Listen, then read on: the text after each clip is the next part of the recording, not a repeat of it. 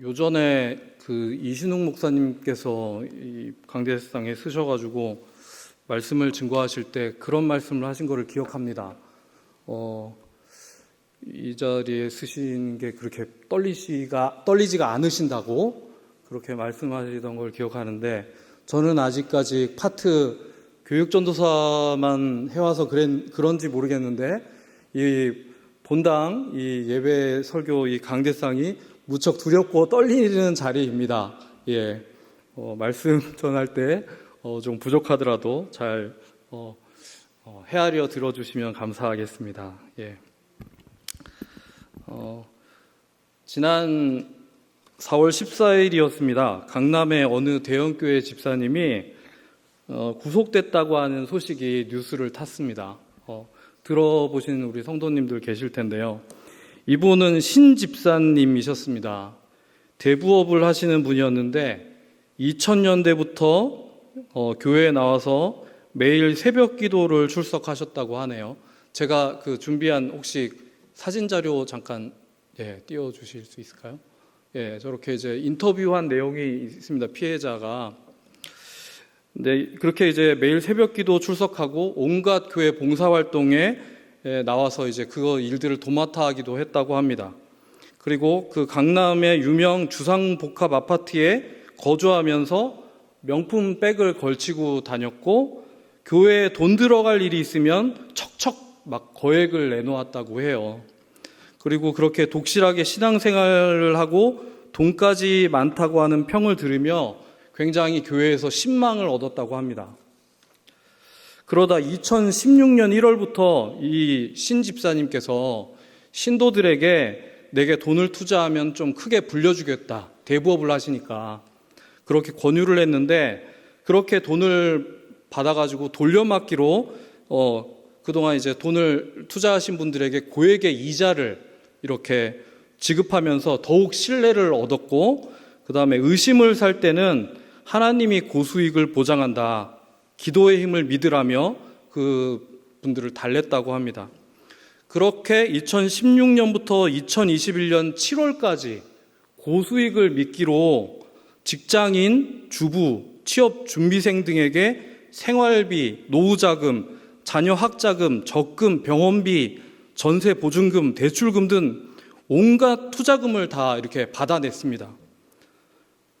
그러다가 이제 피해자 한 명이 2020년 8월에 교회 앞에서 1인 시위를 했어요. 장애인 분이었는데 이제 사기를 당했다 생각을 했는지 1인 시위를 하셨고, 그로 인해 이제 촉발된 이제 문제 제기들로 인해서 2015년 5월에 경찰 구속영장이 청구됐습니다.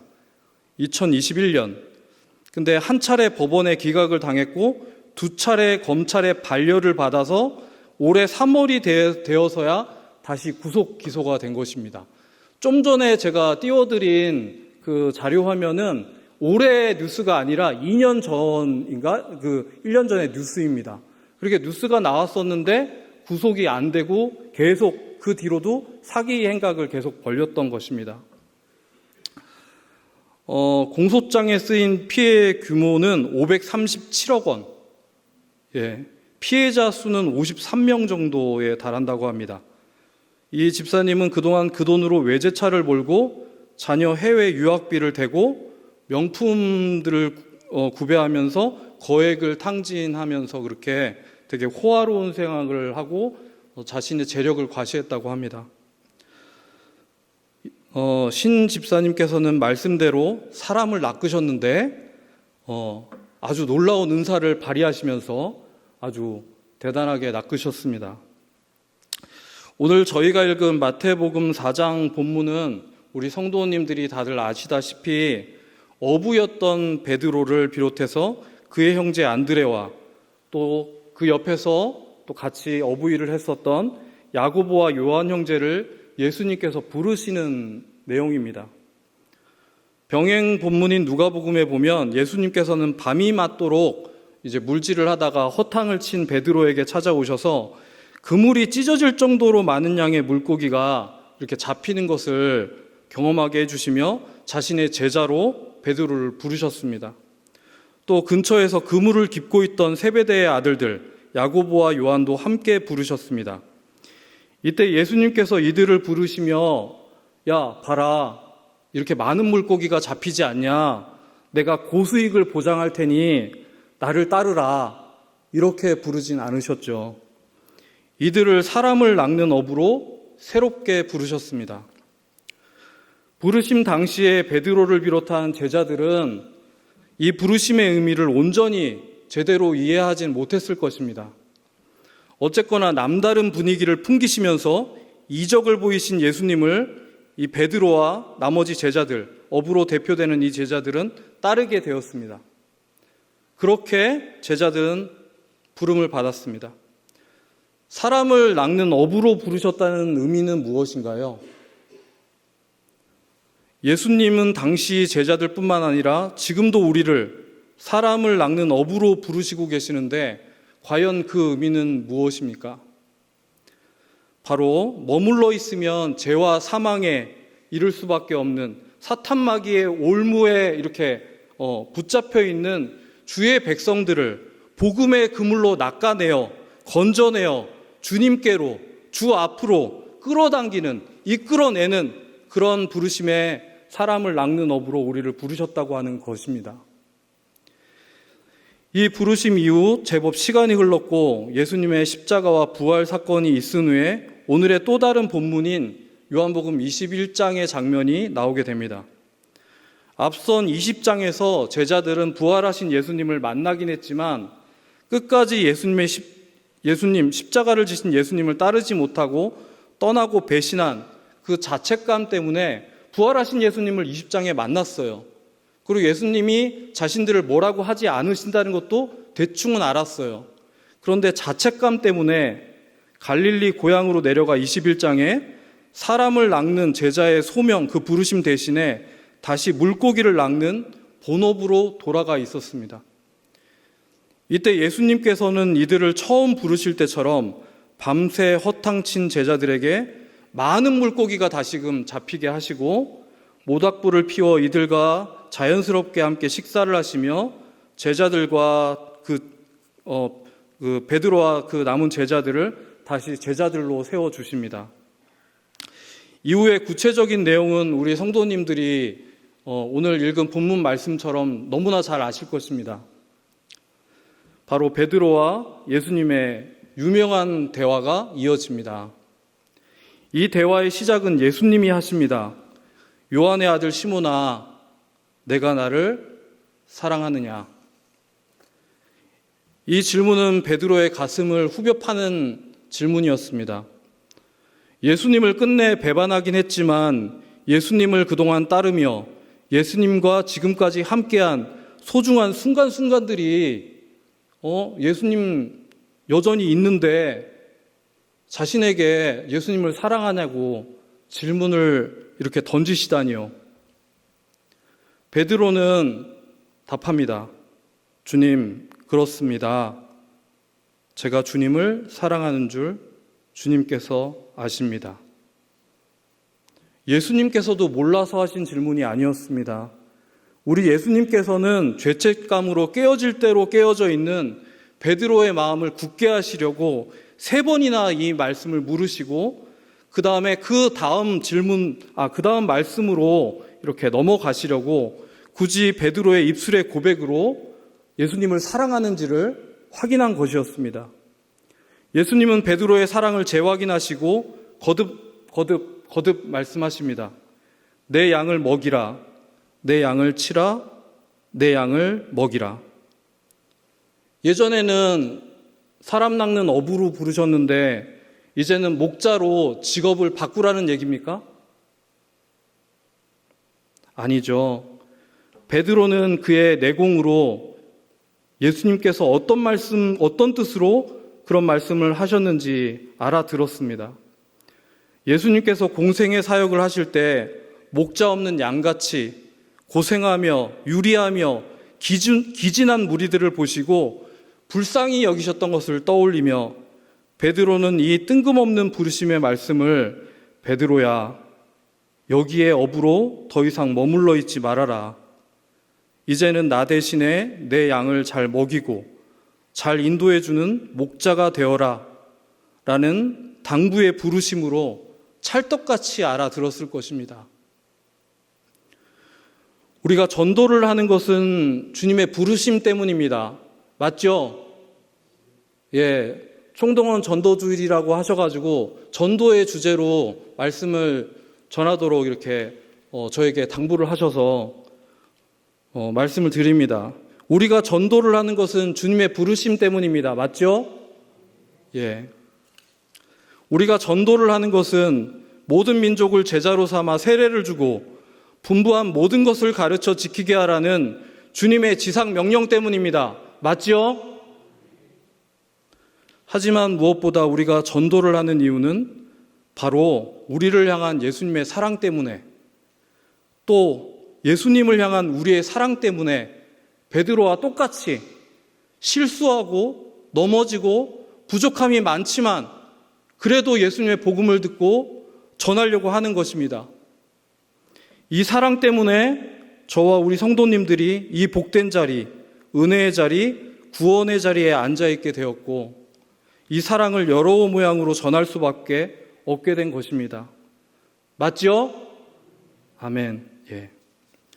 성경에서 전도라는 말의 어원을 살펴보니까 기본적으로 두 가지가 있습니다. 유앙겔리조와 케루소라고 하는 건데 기본 의미로는 복음을 선포하다라는 뜻인데 쓰임에 따라서 말씀을 가르치다, 증인이 되다, 제자로 삼다 등의 다양한 의미를 갖고 있습니다.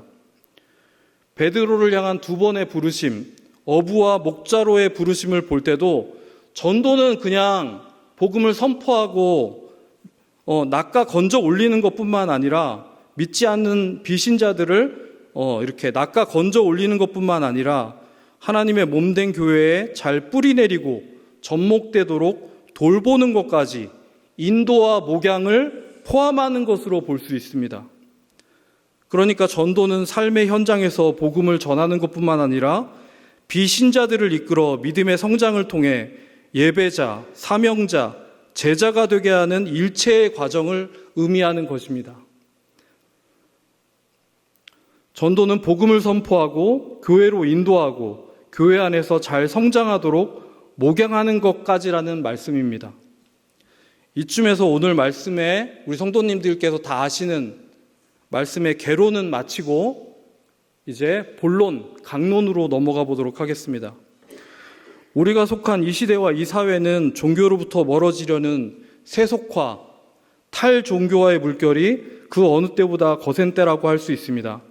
저희 기독교로 한정하면 탈기독교화가 되겠죠. 세속화되는 물결이 우리 기독교의 입장에서는 탈기독교화로 나타나는 것입니다. 그 이유는 여러 가지겠으나 크게는 시대적 사조, 세상 풍조가 그렇습니다. 신년 새벽 기도회 때 위임 목사님께서 나누신 것처럼 우리는 포스트 모더니즘, 세속주의, 물질 만능주의, 쾌락주의, 이기주의가 범람하는 시대와 사회 속에서 살고 있습니다. 그런데 우리 기독교 교회가 말하는 삶은 이런 시대의 사조, 라이프 스타일에는 거스르는 것입니다. 기독교를 믿고 교회를 나가기에는 이 시대 사조를 거슬러야 되는데 부담이 크기 때문에 교회를 더 나오기가 쉽지 않아진 것입니다. 그리고 이렇게 탈종교와 탈기독교화가 된 또 보다 작은 이유가 있는데 그 이유는 이제 우리의 실존적인 안전이 이 사회 속에서 더 많이 보장되고 있기 때문입니다.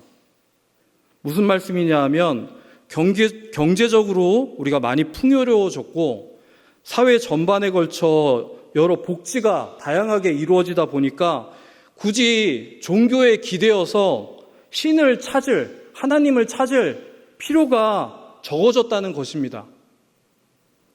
또 문화정서적인 충족도 교회 밖에서 더 많이 찾을 수 있게 되었습니다. 여기서 교회 밖이라 함은 온오프라인을 다 포함합니다. 특히 젊은 세대들의 온라인 활동과 그 감수성은 이제 교회나 믿는 가정이 이렇게 계도를 하기에는, 컨트롤하기에는, 혹은 그거를 극복하기에는 어려운 지경에 이르러 있습니다. 요즘에 애들 핸드폰 보는 거 뭐라고 할 수 있나요? 컴퓨터 오락하는 거 뭐라고 할 수 있나요? 성경 대신에 그런 것들을 보고 있는 거를 뭐라고 하기가 힘든 세상이 되었습니다. 20세기, 즉 2000년대가 되기 전에는 교회가 현실 극복, 삶의 개선, 이런 문화 정서적인 욕구 충족을 담당하는 나름의 구심점 역할을 했습니다. 근데 21세기 2000년 이후로 되면서 교회는 그런 역할에서 점차 주변으로 물러나게 되었고, 이제 2023년 우리 성도님들도 다 체감하실 것입니다. 그런 구심점의 자리에서 주변으로 많이 물러나게 되었습니다. 교회가 맡고 있던 그 역할들을 많이 내어놓게 되었습니다. 요즘 누가 교회에 나온다고 하면 도대체 뭘 바라고 나오는 걸까요? 뭘 보고 교회를 나오는 걸까요? 우리 성도님들 바로 딱 떠오르는 게 있으신가요, 지금? 요즘에 젊은 사람들이나 아니면 안 믿는 사람들이 교회에 나온다 하면 도대체 교회를 왜 나오는 걸까요? 딱히 바로 안 떠오르시죠. 제가 교육관에 있는 이렇게 표지들을 사진을 좀 찍어 왔습니다. 혹시 방송실에 그 탁구대에 있는 그림 사진을 좀 보여줄 수 있으실까요? 그거 말고 맨 마지막 거일 것 같습니다. 네. 제가 이제 교육관에 거의 이제 많이 생활하다 보니까 교육관 쪽에서 이렇게 왔다 갔다 하면서 그 전에 교육관에서 있었던 이렇게 표지들을 많이 보게 됩니다. 그러면 보시면 알겠지만 대광문화원에서 하는 강좌 활동이 굉장히 다양하게 많습니다. 저는 솔직히 저 활동들이 언제 어떻게 이루어졌는지 잘 모릅니다. 근데 예전에는 저런 활동들을 통해서 교회에 올 수 있는 방편이 됐다고 하는 것입니다. 저런 활동들을 교회가 감당할 수 있었다고 하는 것입니다. 그리고 탁구대도 보이죠. 그리고 예전에 청소년 애들 보드게임 참 많이 했습니다. 보드게임 하려고 교회에 와서 놀다가 교회 다니고 그렇게 많이 전도됐습니다. 근데 지금 강좌 저희 대강교회뿐만 아니라 큰 교회들도 저렇게 계속 지속적으로 하기가 쉽지 않습니다. 예. 탁구를 친다고 해가지고 세상에 있는 사람들을 교회로 끌어들이기가 쉽지 않습니다. 보드게임도 마찬가지입니다. 다 온라인 게임으로 넘어갔습니다. 그만큼 교회를 향한 다양한 접근 루트들이 예전엔 있었다가 이제는 사라졌다는 이야기입니다. 공감하시죠? 예. 그래서 실제 각 기독교단의 교세 통계를 보면 정확합니다. 그런 표지들이 있는데 1990년 중반서부터 성장이 둔화되기 시작합니다. 이제 시간을 좀 거슬러 가셔야 될 것 같습니다. 언제부터요? 1990년 중반서부터 성장, 커지는 게, 교회가 이제 날로 커지는 게 둔화되기 시작합니다. 성장률이. 그러다가 이제 저기 지금 도표를 보시면 알겠는데 맨 아래쪽에 있는 교단이 기감입니다. 감리교입니다. 감리교 교단이 2009년도에 이제 감소하기 시작합니다. 2009년도서부터. 근데 저희 통합 측하고 합동 측은 여전히 늘어납니다. 근데 그 정점을 언제 찍냐 하면 2011년도에 찍습니다. 감리교가 줄어들긴 했지만 전체 기독교 교인 수는 늘어났어요. 근데 2011년도에 정점을 찍고 2011년도서부터는 뚜렷한 하락세를 보이면서 계속 줄어들고 있는 추세입니다. 다음 도표도 좀 보여주십시오. 네. 그래서 지난 약 10년간의 교세 통계를 보면 이렇게 계속 줄어들고 있습니다. 이게 지금 거스를 수 없는 어떤 현상입니다. 그리고 다음 도표도 보여주십시오. 그렇게 해서 보시면은 이게 2020년 자료인데 2019년도에 합동, 통합, 감리교, 고신, 기장, 성결이 저런 인원수가 빠져나갔습니다. 이 도표가 말씀하고 있는 것은 무엇이냐면 코로나 전이라는 것입니다. 코로나 전에도 저렇게 많이 빠져나갔어요. 코로나 이후로는 아직 집계가 안 됐습니다. 그리고 인구 센서스가 2015년에 됐기 때문에 다시 한번 전수조사를 하려면 2025년까지 기다려야 됩니다. 그러면 얼마나 더 줄었을지 아직 감을 못 잡겠습니다. 그리고 여기에 더해서 2000년대 초중반서부터 대형교회 목사님들이 또 저명한 장로님들이 사회 정치적으로 물의를 일으켜가지고 되게 뉴스를 많이 타셨습니다. 이때를 틈타 이단 사이비들은 더욱 득세하기 시작했고 신천지도 마찬가지입니다. 그 외에 기성교회들과 교인들도 큰 교회들과 더불어 똥볼을 많이 찼습니다. 그러다 보니 기독교의 대사회적인 신뢰와 대중적인 선호도가 급격히 떨어지게 되었습니다. 그래서 이제 다음 도표를 보시겠는데 저희 통합 측 도표입니다. 요거 말고 요거 보여드릴게요. 그래서 좀 전에 보여드린 건데 2020년에 우리 예장통합의 성도수가 239만 명에서 전년 대비 11만 명이 감소했고 2011년도 대비해서는 10년 정도 기간 동안 46만 명이 감소했습니다. 그리고 교회 학교도 예외가 아니었습니다. 교회 학교 보시면은 제가 검색을 해보니까 초등부의 경우 2만 6천 명이 줄었습니다. 초등부 학생, 초등학교를 다니는 학생. 청소년부는 총 우리 교단의 청소년 학생들, 우리 교단교회를 나오는 청소년 학생들이 2010년도나 11년도에는 18만 명이었습니다. 근데 2020년도에 얼마까지 떨어지냐면 저 도표에는 안 나왔는데 10만 명까지 떨어졌습니다. 18만에서 10만까지 8만 명이 줄었습니다. 그러던 중에 2020년에 코로나 팬데믹까지 터져가지고 이제는 탈기독교화뿐만 아니라 탈교회화까지 가속되는 그런 지경에 이르렀습니다. 안 그래도 그동안 다녔던 교회가 답답하고 마음에 안 들고 했는데 코로나 핑계로 이제 그런 교회로부터도 벗어나려고 하는 탈교회화가 러쉬를 이뤘고 예배의 개인화, 교회의 시장화까지 이제 굉장히 보편적인 현상으로 자리 잡게 됐습니다. 그냥 개인적인 방법으로 예배를 드리거나 자기가 그냥 찬송가 부르고 성경 한 구절 읽고 예배 드렸다고 하거나 아니면 유튜브로 이 목사님 저 목사님 취사 선택해가지고 온라인 예배 드리거나 그러다 마음에 드는 교회가 좀 생겼다 싶으면 이 교회 한번 나가보고 또 저 교회 한번 나가보고 아니면 말고 식의 종교적인 이제 소비 현상 이런 것들이 되게 자연스럽게 자리 잡게 되었습니다. 그런데 문제는 또 있습니다.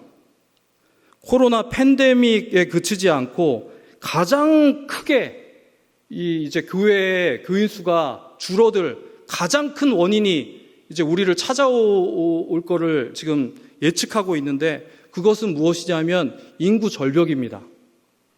젊은 세대의 인구가 너무나 가파르게 줄어들어서 인구 절벽 현상이라고 하잖아요. 그래서 20년에서 30년 사이에 이 인구 절벽이 오면 교인 수는 정말로 그거보다 더 가파르게 기하급수적으로 줄어들 것입니다. 그렇게 예측하고 있습니다. 20, 30년이라고 하니까 좀 멀게 느껴지실 수도 있는데 월드컵 언제 경험하셨나요? 우리 기억나는 월드컵. 예? 88년을 기억하시는군요. 예. 예. 저는 2002년도 월드컵을 잊지를 못합니다. 2002년도 월드컵이 20년 전이죠, 딱. 예. 생각해보면 엊그제 일 같습니다. 그렇게 교회 성도 수의 인구 절벽도 곧 올 것입니다. 그래서 기독교 사회학자나 성교학자들은 한국 기독교가 교회와 교인 수가 폭발적으로 늘었던 지난 전 세대 20세기 그 시대를 압축 성장 시대라고 이렇게 표현합니다. 그리고 이제는 한국 교회가 압축 쇠퇴하는 시기를 곧 맞이할 거라고 이렇게 예측하고 있습니다. 이런 상황인데 누구를 교회까지 인도하기가 쉬울까요? 어려울까요? 어렵죠. 당연히 어렵습니다. 또 교회에 힘들게 인도해 온들 교회 안에서 느끼고 새로운 신자가 경험하는 것들이 그 전에 뉴스로 들어왔던 안 좋은 모습이거나 또 그와 비슷하거나 교회를 나왔는데 별 감동이 없으면, 그리고 심지어 자신의 라이프 스타일과도 맞지 않는다고 하면 누가 굳이 교회를 나와서 하나님을 믿고 교회 생활을 하려고 하겠습니까? 이런 상황이니 우리 교회들이 또 저희 대강교회가 전도를 하더라도 21세기 탈기독교와 탈교회와 시대에 맞게 사회적인 원인, 교회 내적인 원인, 지역이나 개인 영성의 필요들을, 이런 것들을 잘 살펴가지고 잘 대처하며 또 갱신하려는 노력을 곁들이면서 그렇게 전도를 하는 것이 요구되어진다고 하겠습니다. 그러기 위해 이미 많은 교회들이 다시금 교회의 본질을 회복하기 위해 또는 대안적 교회를 꿈꾸며 또는 이 시대와 하나님의 요구에 걸맞게 부응하기 위해 다양한 변화를 모색하고 있습니다. 이제는 기업도 국가도 전 지구적인 패러다임도 성장, 커지는 것, 그것을 지향하던 시대에서 지속 가능한 것을 추구하는 시대로 바뀌었습니다. 교회도 한없이 끝없이 성장하는 교회가 아니라 지속 가능한 교회여야 합니다. 그러니 이제는 전도는 우리가 전도대로 해야 되겠지만 전도가 곧 교회의 성장으로 이어질 것이라고 하는 그런 장밋빛 낙관주의에서는 탈피해야 합니다. 그런 것은 내려놓아야 합니다. 대기업 스타벅스처럼 큰 매장을 열고 각종 다양한 음료를 구비해 놓으면 혹해서 사람들이 그 카페를 찾기도 하겠지만, 이제는 요즘 사람들은 특색 있고 정말 커피다운 맛을 내는, 여기 우리 동네에도 커피다운 맛을 내는 카페 하나 있잖아요. 예, 저는 커피를 되게 좋아하는 커생커사, 커피에 살고 커피에 죽는 사람 중에 한 명인데, 커피 마마 같은 커피집, 스타벅스를 안 찾습니다. 그 맛을 알고 나면, 커피 마마 같은 그런 동네 커피집을 알아보고 찾고, 그런 카페들이 도리어 살아남는 그런 시대가 되었습니다. 정말로 제대로 맛을 내고 빛을 내야 교회를 찾는 시대가 왔습니다. 그냥 좋게 번지르하게 잘 갖춰놓는다고 교회를 찾는 시대는 이제 지나갔습니다. 다시 말씀으로 돌아와 첫 부르심의 말씀을 보면, 물고기를 낚아야 하는 어부 제자들이 물고기는 낚지 않고 그물을 깁고 수선하다가 예수님의 부르심을 입는 모습을 봅니다. 누구누구는 함께 힘을 모아 물고기를 낚아야 하지만 누구누구는 물고기를 제대로 낚기 위해서 그물을 보수해야 하는 것입니다. 수선해야 하는 것입니다. 또 그물에 걸려 들어온 물고기들이 그냥 다시 빠져나가 버리지 않게 베테랑 어부였던 제자들처럼 그물을 때마다 다시 손보는 수고를 절대로 소홀히 해서는 안 되는 것입니다. 그리고 두 번째로 예수님을 대신해 다시금 목자로 부름받은 이 베드로를 비롯한 제자들은 흩어진 양떼들, 잃은 양들을, 또 새롭게 태어난 어린 양들을 더 잘 먹이고 더 잘 인도하기 위해 예수님의 또 다른 부르심을 입은 이 제자들은 예수님을 진심으로 사랑하는 마음으로 온 마음과 정성과 뜻을 다해 그리고 생명을 다해 자신에게 맡겨진 양들을 돌보는 목자가 됐을 것입니다. 오늘 말씀 끝에 나오는 예수님의 예언대로 우리는 이들 제자들이 두 번째 부르심 이후 어떻게 두 번째 부르심을 받은 이 제자들이 그 이후에 어떻게 전도자의 삶을 살았는지 우리는 교회사를 통해 익히도록 알고 있습니다. 어부와 목자로 부름받은 이 제자들은 모두가 참 전도자가 됐습니다.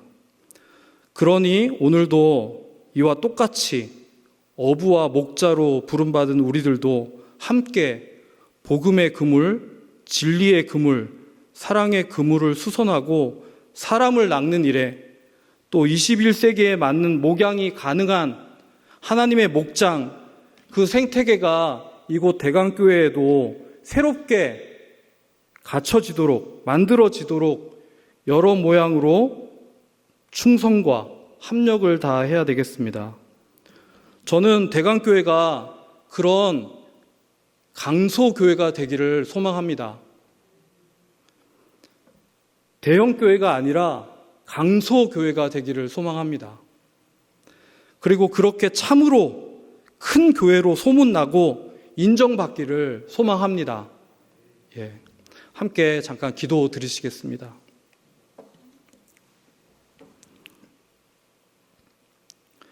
사랑의 하나님, 저희를 하나님의 비밀을 맡은 일꾼들, 곧 복음의 전도자로 부르신 것을 이 시간 함께 곱씹어 보았습니다.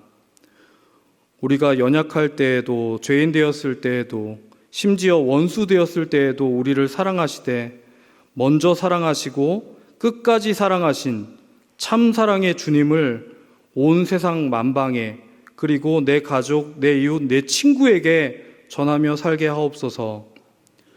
사람을 낚는 어부로, 주님의 양떼를 돌보고 살리는 목자로 거듭해서 우리를 부르실 때 주의 복음을 선포하고 인도하고 양육하는데 때를 따라 잘 구비되고 진정으로 겸비된 저희들 대강교회가 되게 하여 주옵소서.